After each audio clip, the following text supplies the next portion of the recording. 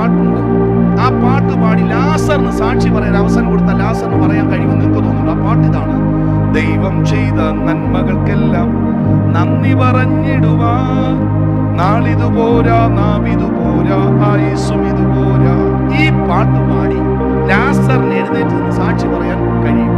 എന്റെ ചോദ്യം, ദൈവം ചെയ്ത ഉപകാരങ്ങളുണ്ട്. എൻ മനമേ യഹോവയെ വാഴ്ത്തുക, എന്റെ സർവാന്തരംഗവുമേ അവന്റെ വിശുദ്ധ നാമത്തെ വാഴ്ത്തുക.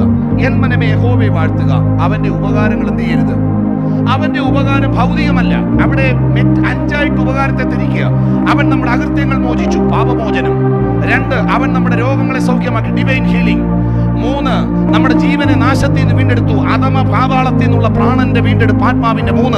4, ദയയും കരുണയും നമ്മളെ അണിയിച്ചിരിക്കുന്നു. പഴയ മനുഷ്യനെ അവന്റെ രാഗമോഹങ്ങളോടെ ഉരിഞ്ഞു കളഞ്ഞ് ക്രിസ്തു എന്ന പുതുമനുഷ്യനെ ധരിച്ചിരിക്കുന്നു. 5, എന്റെ യൗവനം കഴുകനെ പോലെ പുതുകി വരും. കാഹളം ധ്വനിക്കുമ്പോൾ കല്ലറകൾ തുറക്കും. അന്ത്യവിശ്രമം കൊള്ളുന്ന വിശുദ്ധന്മാരുടെ ശവശരീരങ്ങൾ യൗവന യുക്തിയോടെ കല്ലറയിൽ നിന്ന് ഉത്ഥാനം ചെയ്യും.